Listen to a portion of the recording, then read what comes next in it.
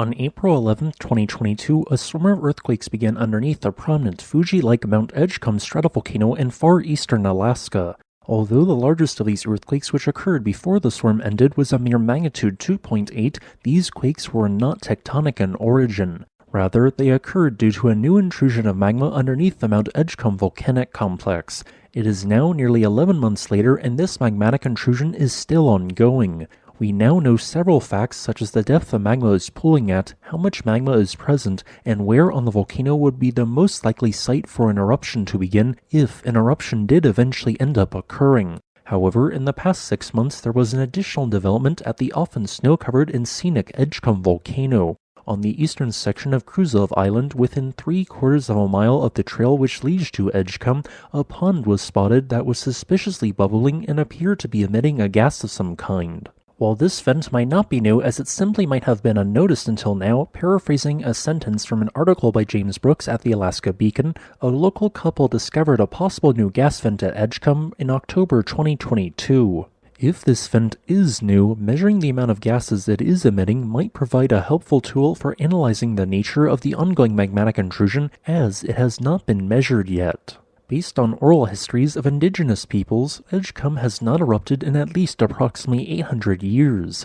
It has not produced a known magmatic intrusion since then, so what is ongoing could be truly described as unusual.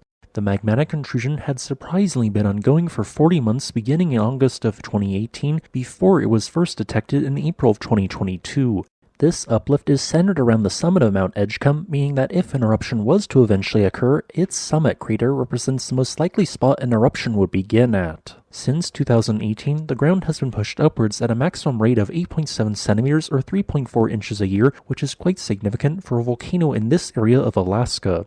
This occurred due to a deflating body of magma at 28 kilometers depth supplying magma to a region beneath the volcano at 10 kilometers depth, where it is currently pooling.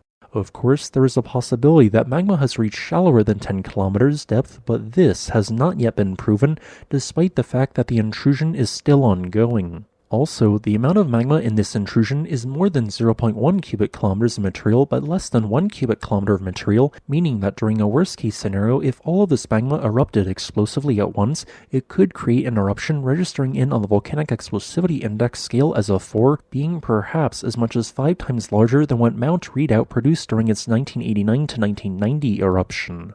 As a whole, Mount Edgecumbe is somewhat similar to the El Chichon volcano in Mexico or the Mount Parker volcano in the Philippines. What I mean by this is that like the other two volcanoes, during the last 20,000 years it has erupted at a rate of less than once every 500 years on average, yet when it has erupted during the last 20,000 years has often produced a VEI-4 or larger explosive eruption. Although Mount Edgecumbe's next eruption could be quite small, aka perhaps a VEI-1 or 2, there is also a decent chance of it being around a VEI-4, causing heavy regional ashfall and pyroclastic flows on Kruzof Island. For example, 2 of Mount Edgecumbe's eruptions, which occurred 13,054 and 14,536 years ago respectively, produced a little more than 5.3 and a little more than 3.6 times the volume of tephra the 1980 eruption of Mount St. Helens produced.